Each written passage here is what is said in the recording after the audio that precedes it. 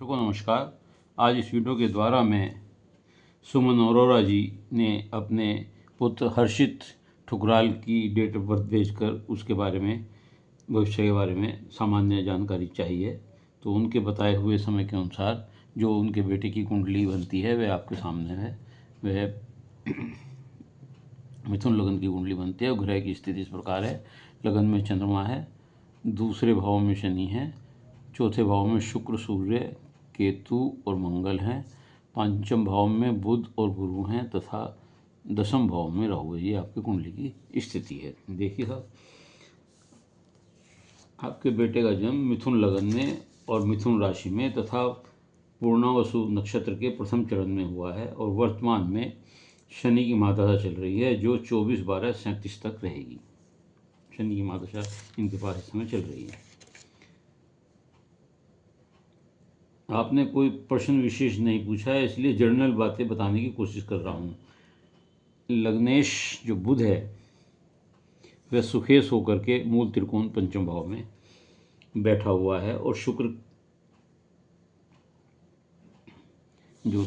तुला राशि है, शुक्र की राशि है, शुक्र के घर में बैठा हुआ है, गुरु के साथ बैठा हुआ है।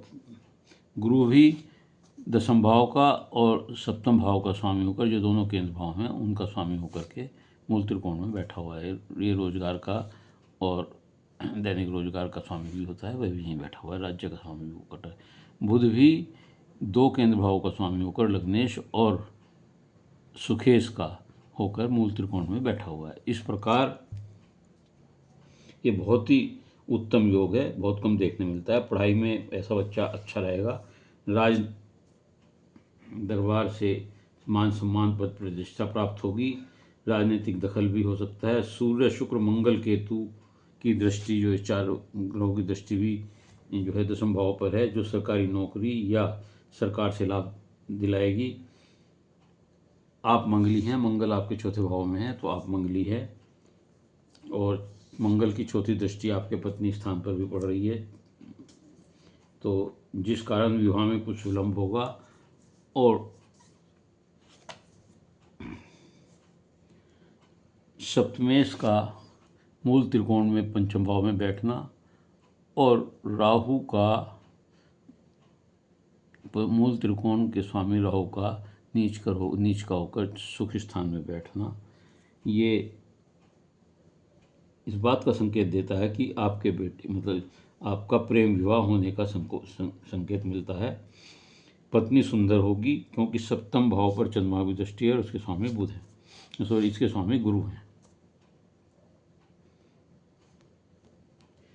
बुध के पंचम भाव में बैठने से आपका गणित कैलकुलेशन बहुत अच्छी होगी। आप जोड़ घटा का लाभ हानि का हिसाब अच्छी प्रकार लगा लेते होंगे, वक्ता अच्छे होंगे, होशियार होंगे। चंद्रमा के कारण पानी से कुछ आपको डर लगता होगा, फोबिया होगा पानी का। गर्म खाना आप पसंद करते होंगे, यात्राएं आपको पसंद होती, बहुत अच्छी लगती होंगी, यात्रा करना घूमना अच्छा लगता होगा। मंगल के कारण आपको जो है मकान वाहन सुख होगा। राहु यहाँ पर दसम में गुरु के घर में बैठे हुए हैं, पद प्रतिष्ठा देते हैं, सासी बनाते हैं, लेकिन पारिवारिक सुख में कमी देते हैं। गलत तरीके से आप धन कमाने के इच्छुक हो सकते हैं, लेकिन ये तरीका ना अपनाएं, अन्यथा हानि हो सकती है।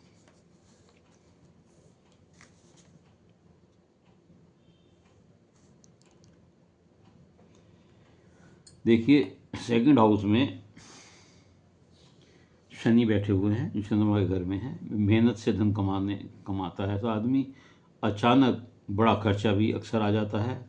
परिवार से दूर रहना पड़ सकता है। ऐसे लोग कम बोलते हैं या बोलने में कुछ दिक्कत हो सकती है। बचत करने में दिक्कत आती है, सेविंग नहीं हो पाती ऐसे लोगों से। वाणी में कटुता या उग्रता आ सकती है। केतु मंगल चौथे भाव में माता से कुछ दूरी पैदा कर देते हैं और ऐसा बच्चा अपनी माता की बात कुछ कम मानने लगता है। भाग्योदय, भाग्य शनि है आपका, तो ऐसे लोगों का भाग्योदय भी 30 वर्ष के बाद होता है, क्योंकि शनि की गति धीरे होती है। शनि का भाग्योदय भी 30 के बाद ही होता है, लेकिन शनि के दशा के बाद जो आपको बुध की माता से शुरू होगी, जो आपका लग्नेश और सुकेश है और मूल त्रिकोण में बैठा हुआ है, तो ये बहुत अच्छी होगी और सब सुविधाएँ, उन्नति, तरक्कियाँ आप उस अवधि में प्राप्त करेंगे। तो उम्मीद है आपको अपने प्रश्नों का उत्तर मिल गया होगा, बेटे के बारे में जो सामान्य जानकारी है वो मिल गई होगी। उम्मीद है आपको वीडियो अच्छी लगी होगी। यदि ये वीडियो अच्छी लगी हो तो इसे लाइक करिएगा, शेयर करिएगा और कमेंट्स बॉक्स में जाकर अपने विचार लिखिएगा। इसके अलावा यदि किसी और का कोई प्रश्न है तो वह अपनी डिटेल भेजते हुए और मेरे चैनल को सब्सक्राइब करते हुए अपना एक प्रश्न भेज सकता है। उत्तर अवश्य दूंगा, लेकिन उत्तर के लिए अपने नंबर की धैर्य से प्रतीक्षा करें। धन्यवाद।